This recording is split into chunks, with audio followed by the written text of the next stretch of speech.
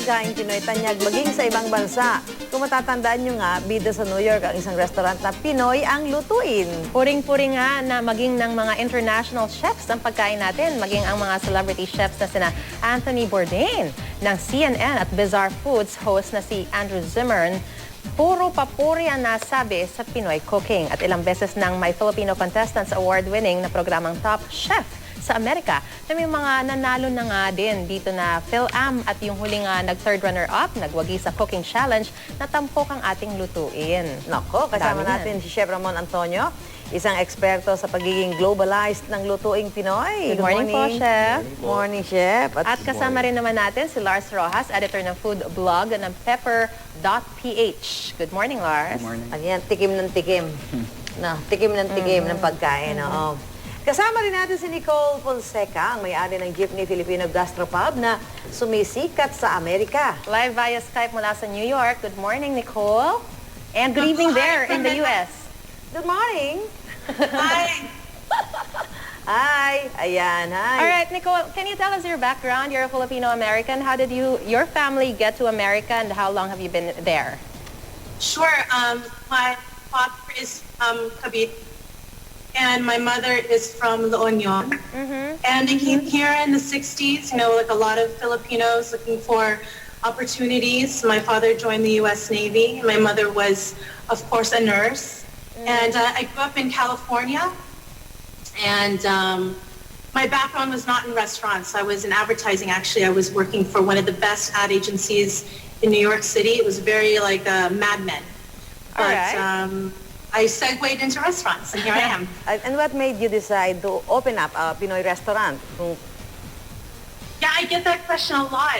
It really was inspired in 1998, and working at the ad agency, I had access to all of the best restaurants that New York has to offer, and I saw a void. There wasn't any Filipino restaurant that was competing with great service, cocktails, presentation, and for 12 years, I worked in advertising by day, and by night, I started dishwashing, hosting, bartending, whatever I could do. My bosses didn't know, but I did that for 12 years so that I could really learn the restaurant industry. Wow. And so far, how is your restaurant faring as compared to the other restaurants there, the competition? How steep is the competition? Competition is pretty stiff in New York City. The failure rate actually for restaurants in New York is about 9 out of 10. That's 90%. So we're really happy. My first restaurant, my first baby was Maharlika, and the second one is now Jeepney Filipino Gastropub, and it's been so awesome to see not only Pinoys and Phil-Am enjoy the food, but I mean, you name it, they're there, and it's fun and multicultural experience. Okay, Nicole, anong mga talagang pagkain Pinoy ang meron dyan? Sineserve mo doon sa inyong restaurant, sa inyong menu? Tagalog, it's the extent of chismis and food, but I think you asked me to be served at the restaurant and what do people enjoy? Yes. Yeah. We can see balut here. Yeah. You have are you serving balut? We do, and in fact at Jeepney, I wanted to take away the stigma of a fear factor, so we actually scream balut every time someone orders it, and the whole restaurant screams it, and it's an homage to the motherland, right? How we scream balut or get people to order it. But I'd say at Maharlika, our three top dishes are sizzling sisig, a Pampangan-style sizzling sisig. Wow. And the kare-kare, no one can touch the kare-kare. It's awesome. I have people that say it's better than others in secret, and we actually have one dish that is completely our own. It's a Filipino fried chicken and ube waffle, and it's served with a bagoong mayo and a makapuno syrup. And at Jeepney, the number one dishes, I would say, are our Kamayan night. So it's the whole menu. We don't serve any plates or silverware. And we are booked actually into October. So I feel so blessed that we're able to do it, really, truly. I feel so happy with the Filipino community, and it's all for them, anyway. Okay. How are they enjoying the bagoong? The bagoong, the smell. If it's the anchovy bagoong that my mother uses with eggplant, it's a little tentative. But when they eat the bagoong, the alamang, or The fish. kare-kare, it's over. It's a wrap. They can't ask for more. All right, Nicole, good. don't leave us just yet because we also have our live guests here. We'll be coming back to you shortly. Anyway, sir, chef. So, chef, yung mga pagkain natin dito sa Oo. Pilipinas, di ba? Ano ba? Ano ba masasabi mo Talagang mga... pinaka-original kasi parang may mga fusion na eh. Ano ba yung mga talagang pinaka-original na mga Pinoy food na talagang patok pati sa ibang bansa? Actually po, marami na po kasing pagbabago ngayon ng ating mga pagkain, gaya po ng mga pagkain sa ibang bansa, na pati po yung mga sinasabi niyong nag-fusion simula nung pagdating ng mga dayuhan nung tagal na panahon na, naging original na ho siya ngayon. Kahit po yung sisig, nung kasama ko po si Chef Romy Dorota nung nagbukas kami ng Purple Yam dati sa New York, ang kinakain po talaga ng mga guest namin doon, ng mga Amerikano, puro po sisig, ukoy. Okoy. Ukoy, mga ganun po Yung may talaga. shrimp. May Shrimp nga po. yata. Yung talaga sa sausaw mo sa suka, di ba? Ay, nako, sarap Ano niya. po yan. Lalo na po ngayon tag-ulan. Talaga. May pinipili pala panahon talaga yan. Ito, tanongin naman natin si Lars. Lars, ano ba yung talagang sa tingin mo ang hinahanap-hanap dun sa mga pagkain Pinoy? Kahit na napaka-steep ng competition, kahit na hindi lang dun sa New York, kahit dito sa Philippines, na talagang nagkalat ang mga restaurant. Pero bakit pinupuntahan pa rin ang mga restaurant na talagang purong Pinoy ang pagkain sinaserve? Well, kung sa pangyayari sa New York, medyo uso ngayon, trendy ngayon sa past 6 months, ganyan, halo-halo eh. Nagiging parang siya yung dessert of the moment. Lahat sila, yun ang ino-order. Pero bawat restaurant, kahit yung jeepney, Maharlika, kilala yung mga halo-halo nila. Pero iba pa rin dun sa kilala nating halo-halo sa atin. Sa tingin mo ba, kayong dalawa, at total kayo mga food expert itong mga to, di ba? Parang lahat ng klase ng pagkain at natikman nyo. Sa tingin nyo ba yung mga pagkain Pinoy sumisikat na sa buong mundo? Yung parang, pag sinabi, yan, Pinoy food yan, ganon? Sa tingin nyo? Sa tingin ko, hindi pa niya naaabot yung peak, pero tumataas yung interest na in the past few months. Bakit nga ganon, chef? Kasi napansin ko, halimbawa pupunta tayo sa ibang bansa, di ba parang hinahanap ng mga tao Chinese food, hinahanap nila mga Thai, Japanese. Pero ang sarap-sarap naman ng pagkain natin, pero bakit hindi natin naabot yung, kumbaga, yung level pa na tayo rin yung hahanapin? Bakit ganon? Ano ba ang kulang sa promotion? Promotion ba? Siguro po O yung pagka-distinct? papunta na po siguro tayo doon as Sir Lars would say. Dahil po siguro po matagal or mabagal, depende po 'yan, pero malaking tulong po yung pagdating po ng uso ng mga anti-GMO na yung mga tao, gusto nila ng mga cultural na mga pagkain, yung paghi-hipster po ng mga tao sa ibang bansa, na gusto nila yung mga heritage po na pagkain ng bawat bansa. So, pati po yung pagkain ng mga laman-laman loob. Kaya po yung dinuguan natin, sobrang sikat na yung ating dinuguan at yung sisig po natin. So, may mga kailangan pa ba tayong gawin, Lars, para magkaroon ng interes ang maraming mga, hindi lang mga Pilipino sa ibang parte ng mundo, kundi yung iba-ibang nationalities, ganon? Sa tingin ko, tangkilikin din natin yung sariling atin. Kasi kahit tayong andito ngayon sa Pilipinas, supposedly, cuisine natin eh. Pero marami sa atin, lalo na sa mga kabataan, di na kumakain ng balot, di na kumakain ng mga tinatangkilik ngayon ng mga nasa ibang bansa. Oo nga, kasi nga, dapat pagka dito tayo, pag mayroong tayong guest, dali mo sa Doon mga natin Pinoy pinapakain. restaurant. Ay, yan naman talagang ginagawa namin. Ay, yung iba kasi hindi kasi Natin, di ba yung ginagawa iba kasi, natin? gusto mo ng Thai, gusto mo ng Chinese food, di ba gano'n? Bakit nasa Pilipinas ka? I-serve mo yung pagkain natin. Totoo po yan. Although pag nandito ka, pag tayo-tayo, minsan hindi mo hinahanap yun kasi makakain mo naman yun sa bahay. So kapag maghahanap ka ng restaurant, minsan hindi natin inuuna yung Filipino cuisine. Saka Pero dapat pag nasa ibang bansa ka, hahanapin mo naman yung kanin. Huwag natin takutin. Tinatakot kasi. Lagi kasing unang-una, balot. Hindi, okay lang naman sabihin yung balot, pero huwag mo sabihin kung ano yung, balot is means, this is, ganyan. Natatakot na yung mga foreigner, di ba? Maybe we can also ask Nicole.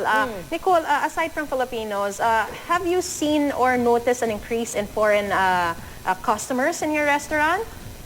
Absolutely. On any given night or brunch, it could run the gamut to 100% Pinoy or, strangely enough, 30% Pinoy. New York has really embraced the food. You'd be surprised. And I have a few theories on why Filipino food is only coming out now. Mainly because I don't think we, as a culture, even honored it until now. We as a culture are so happy to embrace others that I think, as someone was saying, they're interested now in the heritage of where they come from, particularly Philams. So they bring their friends who are non-Filipino, and those friends tell other friends. It's really a great story of word of mouth too. And which among your dishes is really gaining popularity among your patrons? Which one? The kare-kare again is so amazing. The sinigang everyone loves. We serve sinigang na isda and sinigang na baboy at jeepney. And gonna tell you, I made it a point that when we serve dinigoan, we do not say chocolate meat, because that's what my parents used to always tell me. I said, that's not chocolate, but here we are so chocolate meat. To that blood, and chefs like Mario Batali and of course Anthony Bourdain, those are chefs that encourage people to eat offals like tripe and liver. So it's those chefs that have opened the doors for food like Filipino food that is runs the gamut of flavors and ingredients. So they don't get they don't get frightened when you say that it's not chocolate meat. Instead, it's bloody meat. No, we are very open, and again, it's because of the chefs before us that people are open to it. You know, there is a pattern of why food can become successful, or any trend.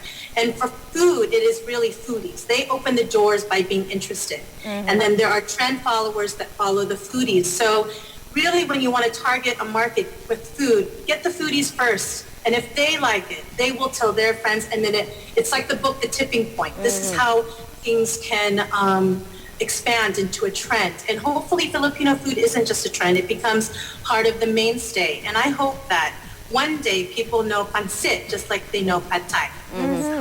Nicole, can you tell us about the balut contest you guys did?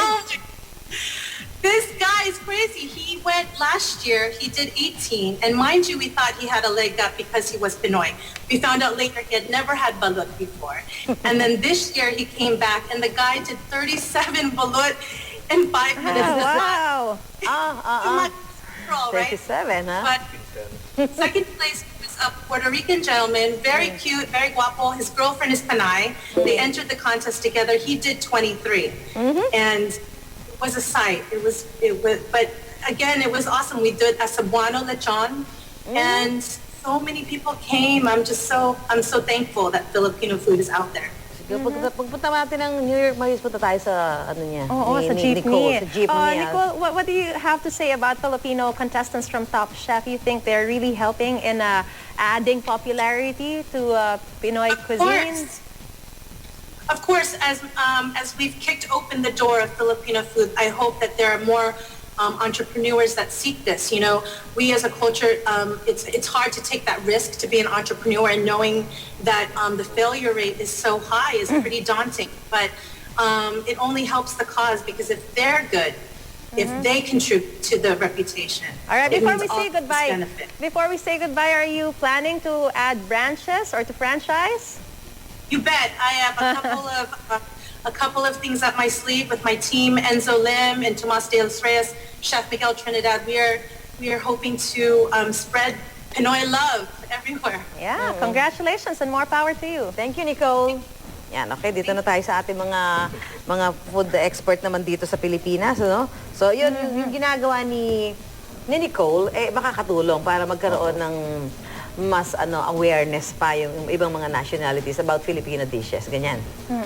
Totoo po yun. Pati po yung mga binanggit niyo po kanina na yung mga contestant ng Top Chef, sila Dale Calde, Paul Cui, and Di ba yung si Anthony Bourdain nga, di ba, sinasama niya yung halo-halo. Very recently, di ba, gumawa siya ng write up about halo-halo. Lars. Sabi nga po ni Anthony Bourdain parang nung sinabi nyo kanina, pag dinescribe nyo ng hindi maganda, hindi magugustuhan ng foreigner kasi hindi nila alam. Kasi sinabi mo, di ba, dinugan.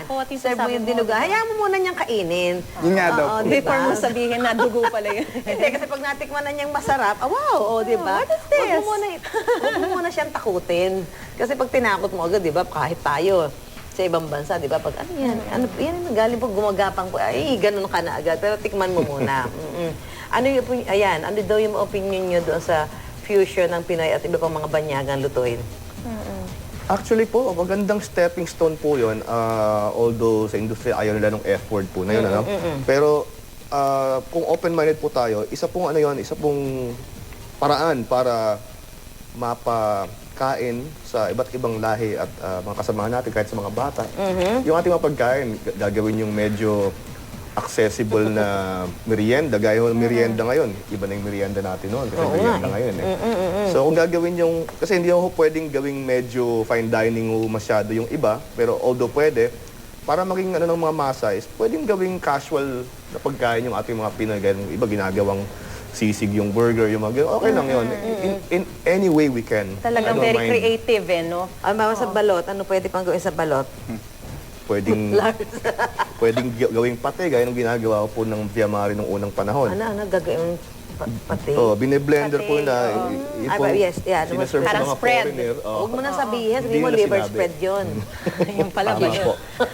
Importante din po siguro sa tingin ko yung sinabi ni Nicole kanina na makuha yung puso ng mga foodies. Correct. Kasi oo. po pag naisip na cool yung isang bagay, sumusunod po lahat eh. Na kahit yung mga hindi maiisipan sa normal na gagawin nila, pag inisip ng iba na, ay cool yan, susundan nila at susundan. Saka yung mga food vlogger na gaya mo, Lars, malaki na itutulong yan, di ba?